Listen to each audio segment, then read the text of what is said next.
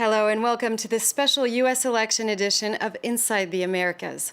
In this show, we'll be taking a look at why and how Donald Trump won over the American electorate and what they can expect from his policies. But first, let's take a look at the night when Donald Trump was elected the 45th President of the United States. Thank you. Thank you very much, everyone. We're ready for a change. We're ready to make America great again. I love this country. Thank you. Thank you very much.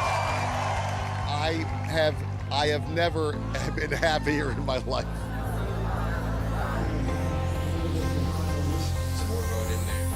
A lot of people are probably very worried right now.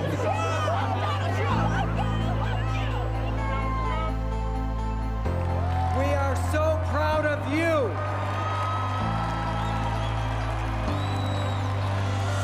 And we are so proud of her. Melania too. And for the first time in my life, I'm ashamed to be American.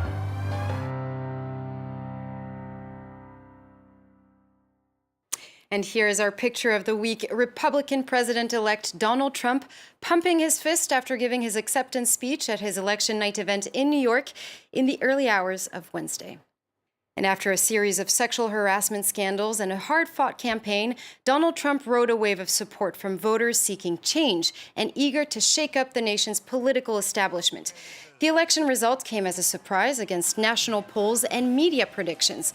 Analysts say the 2016 presidential election will go down in history as a political turning point in the U.S., an election that also leaves the American people more divided than ever over issues like trade, healthcare, and the role of government. Well, joining me now is Yuka Royer. Hello and welcome. Hello, Julia. Tell us, how did people react on Facebook following this election? Well, as Trump supporters started basking in this, the sense of euphoria, the media, pundits, and millions across America took to Twitter to express their shock. One of them is Paul Krugman, a Nobel Economics Prize laureate and the New York Times columnist. He said, "America, we hardly knew ye. Certainly, I misjudged the country." Another journalist voiced his dismay at the pollsters who had mostly favored Hillary Clinton leading up to the election. Zaid Jilani tweeting, "Is the polling industry just a bunch of guys playing tarot cards?"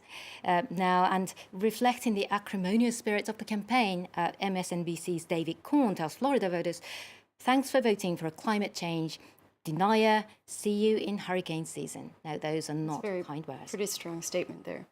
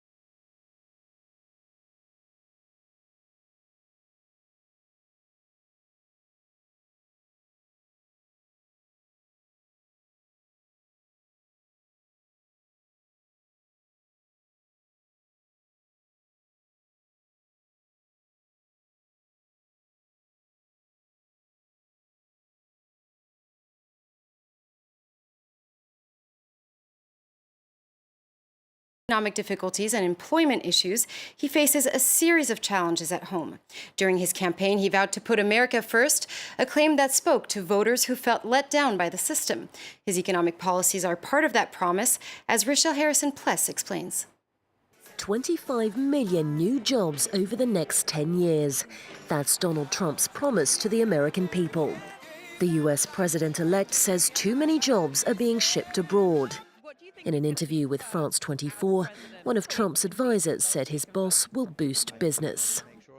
Mr. Trump is going to bring in some very, very accomplished people in the business world who understand trade, who understand balance of trade, who understand how to stimulate, how to build companies, how to create jobs.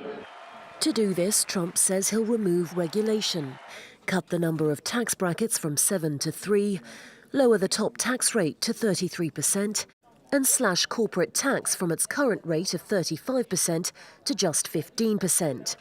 Trump also vowed to renegotiate trade deals with Canada and Mexico and withdraw if US demands aren't met.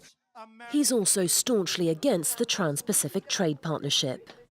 I pledge to never sign any trade agreement that hurts our workers or that diminishes our freedom and our independence. We are going to enforce all trade violations against any country that cheats. While Trump is convinced that his plans will bolster the US economy, the global financial markets aren't so sure, with stocks plunging even before his shock victory was confirmed. And this election victory has rippled way beyond the nation's boundaries, raising questions about America's place in the world. Leaders across the globe have reacted to the news and are now wondering just how the president-elect will handle ongoing international issues. Phoebe Lanzer-Wood looks at Trump's campaign statements and what it reveals about his foreign policy plan. I'm afraid that when it comes to foreign policy, he is very, very not smart. In the words of Republican Mitt Romney, the outlines of Donald Trump's foreign policy are largely uncharted territory, and the world is bracing for a major shake-up in international relations. Whether or not he follows up on his campaign promises remains to be seen, but perhaps most controversial of all are the future president's immigration policies. They would include extreme vetting of Muslims entering the country, and the construction of a wall on the US-Mexico border. Mexico, I respect the country. They're taking our jobs. They're taking our manufacturing. They're taking our money. Trump has also endorsed an Israeli border fence and advocated more support for Israel, declaring his country's recent actions in the Middle East disastrous. The president-elect has indicated he wants to scrap the nuclear deal with Iran and renegotiate terms with NATO, suggesting the US could even leave the alliance. On foreign policy, we will never enter into any conflict unless it makes us safer as a nation. He has, however, endorsed Russia for a key role in stabilizing Syria, saying he wants to create a new alliance with Moscow. I think I would have a very, very good relationship with Putin, and I think I would have a very, very good relationship with Russia. Trump says the greatest problems facing the world are the threat of both nuclear weapons and terrorists. He wants to work with Russia to eliminate the enemy, but he's never revealed his action plan for defeating the Islamic State group, claiming it would take away the element of surprise. Well, that brings us to the end of this week's edition of Inside the Americas. We're going to leave you with a selection of the best political cartoons about the 2016 U.S. presidential election. Do stay tuned here on France 24.